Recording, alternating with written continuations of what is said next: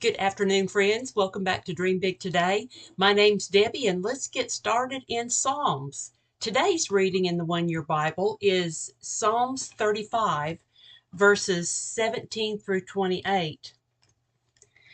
This is a psalm by David, and it's it's so good. David had a lot of um, people after him, family members, enemies, possibly some wives. I don't think he had any ex-wives. I think he just kept them all. He had wives. But this psalm shows how the faithful should pray when they know that malicious people are seeking to harm them. So today, if you start with 30, chapter 35, 1, start there. But today, the reading is 17 through 28. So we did part of that yesterday. So today's is the praise promised for and prayed for deliverance. How long, O Lord, will you look on and do nothing? Rescue me from their fierce attacks. Protect me from my life. Protect my life from these lions. He says, and then I will thank you in front of the great assembly. I will praise you before all people.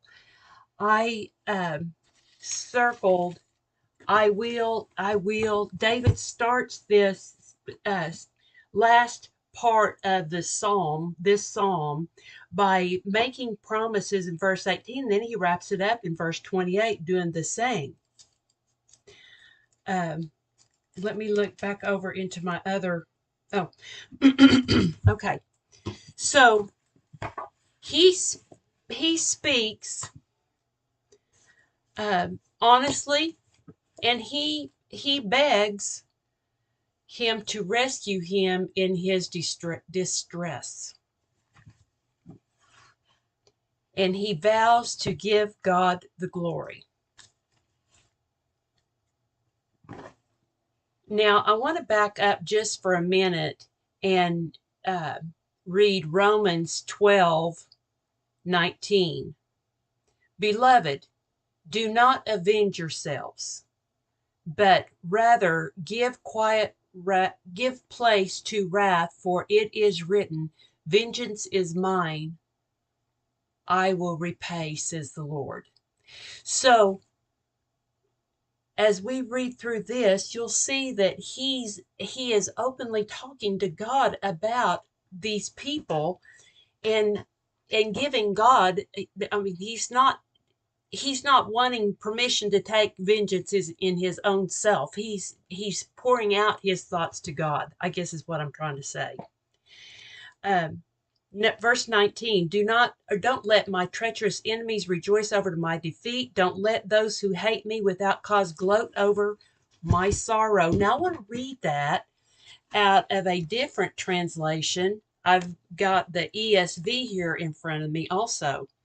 And it says, let not those rejoice over me who are wrongfully my foes, and let not those wink the eye who hate me without cause. Wink the eye. And so I thought, oh, okay. So whenever somebody is joking with somebody, or maybe telling a little, what they think is a little funny thing, and they wink, and the one they're winking at knows that, oh, this isn't true, or this is a joke, or whatever. Well, this is this is being portrayed as being deceitful. And I never even thought about that. They scheme, winking the eye. And so I thought that was interesting. I never thought about that. Um, Proverbs 10:10 speaks of those who wink with the eye. And then, excuse me, when it says, don't let those who hate me without cause gloat over my sorrow, what did Jesus say? Look in John 15:25. They hated me without a cause. So it's always been. Some people can not like you without a cause. It's like they don't know you. They've not built a relationship with you. For somebody just to simply not like you without a cause makes no sense. They don't talk of peace. They plot against innocent people. And back in the days, they had their verbal agreement of peace between the nations. But it says, those who mind their own business. They plot against innocent people who mind their own business. So these are the unshaken ones, the ones that's entered into this time of life where they can just live in the peace of God, and all of that other stuff that probably would have got the best of them back in the day.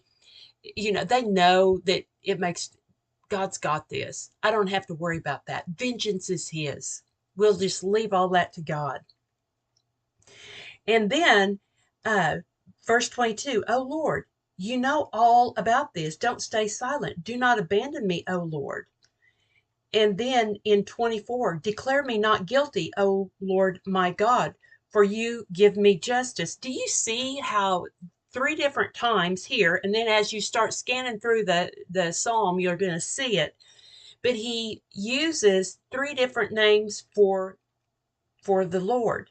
Now, in 22, it's O Lord, all caps.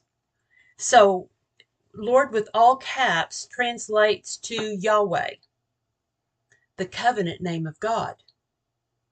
And then, if you look to the last part of verse 22, it's O Lord with small letters in there.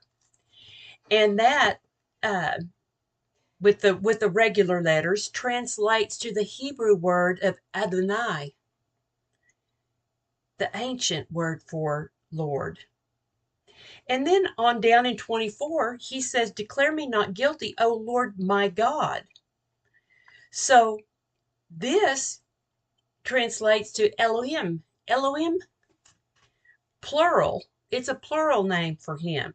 David was confident that he was on God's side in his contention with his enemies.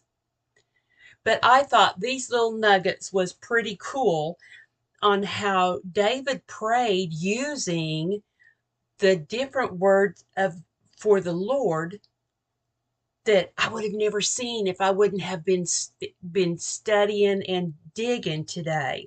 So I've got that highlighted in my Bible to be aware of as I continue reading.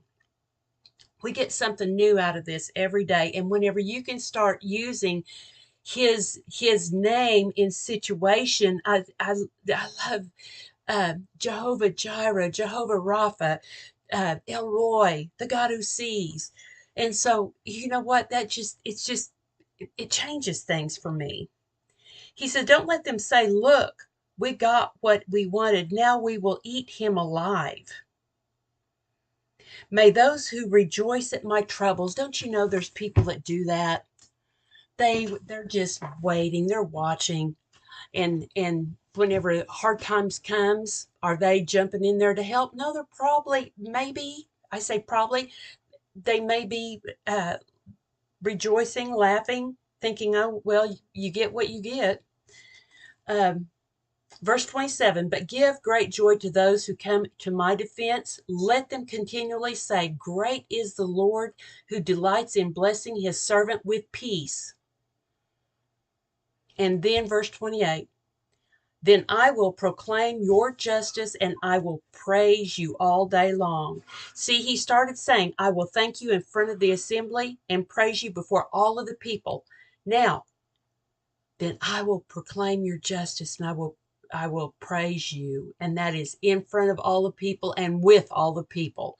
The high point of this is the prospect of telling the faithful of God's faithfulness. And that's what we want to do each and every day. Proclaim his faithfulness. Let people know how he is working through your life, how you love him and you trusted him 100% whenever everything looked like it was tough and things weren't just going the best, but you still knew the end of the story isn't here. God's got the last part. Thank you for joining us today. You have a blessed afternoon, and Elizabeth.